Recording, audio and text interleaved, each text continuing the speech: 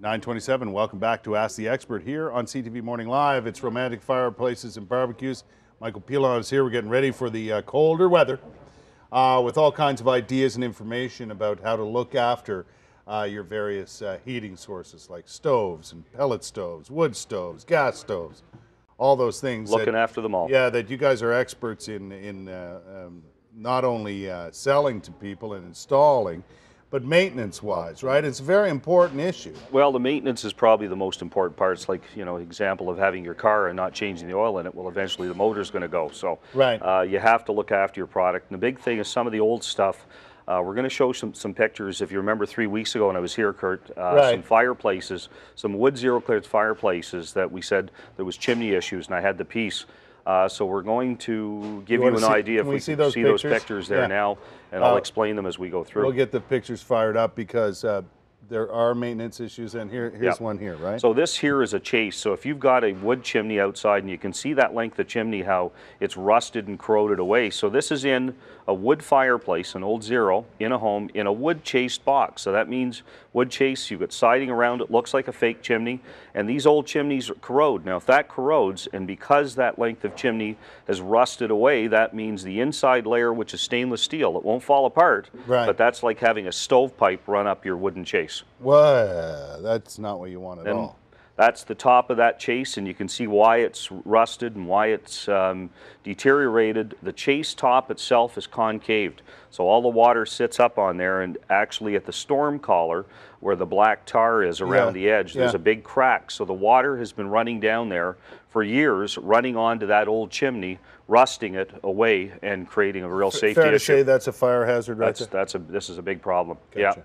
Gotcha. And that's another picture of the length of chimney heading down into that chase further down. So we have to drop a ladder, physically get in there, pull all the chimney out, and have it replaced with new chimney. Oh, is that right? Yeah. So the whole thing that's got to go there had to come. Yep. And this is a picture again of some of that length of chimney. You can see the top section of it that's corroded away. So if you got the old galvanized on the outside or the gray primered one on the left side, that's the old CC chimney. These are chimneys that if they're sticking above the roof line as part of safety issues, they have to be changed. If they're inside the chase, they don't have to. They're grandfathered, but you've got to check to make sure they haven't rusted away.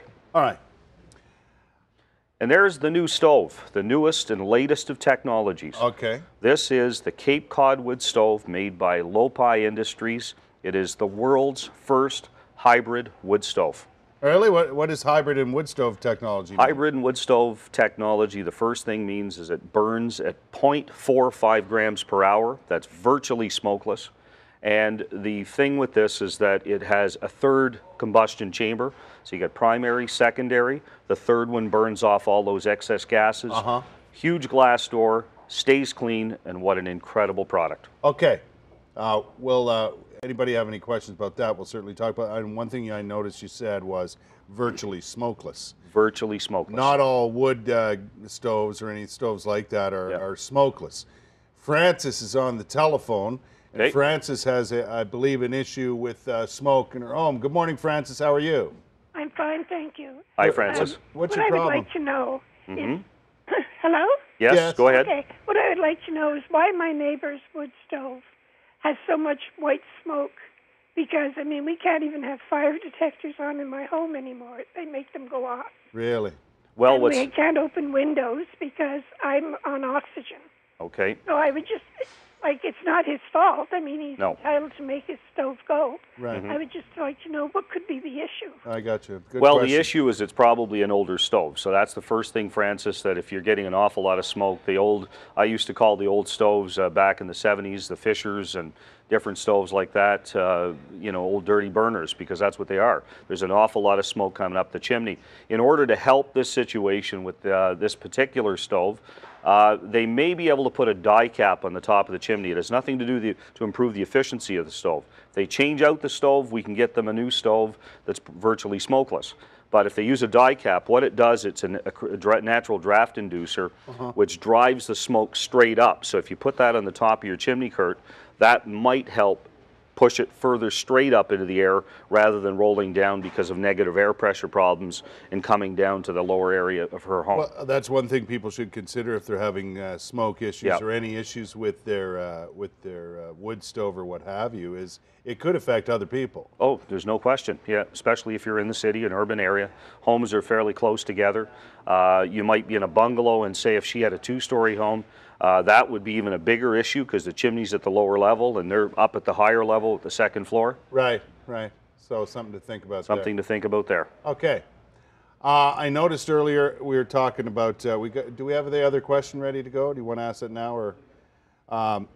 Yeah, Glenn's on the phone because Glenn has a specific question about the kind of recall that you had with certain stoves. Glenn, how are you? Good morning, gentlemen. How are you? Glenn. Very how are you good. this morning? What's your question, Glenn? I have an older Majestic in my basement here. The model number is V22. A V22? Yes.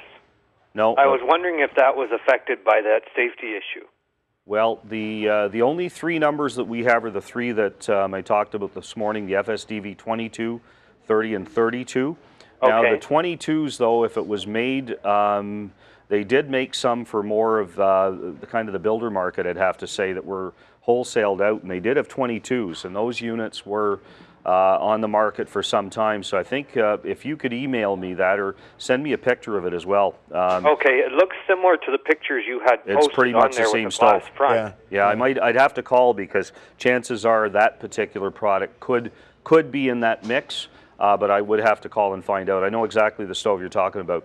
So is there anything I should do immediately right now, like shut it down, or? I would turn it off right now and then send me an emailed picture of that stove with the model number on it to my attention. Okay. And then just send it to Mike at romanticfireplaces.com instead of the general mailbox. So, and Okay, I'll be able to help you with that. All right, thank you very much. You're very welcome. Glenn. Thanks for the call this morning. Okay, we'll take a break. There's a look at one of the models that is being kind of recalled, and people are being asked to remove them from their homes. If you'd like more information on that, get in touch with Mike. We'll take a break. I'll be back with more of Ask the Expert, Romantic Fireplaces and Barbecues, right after this.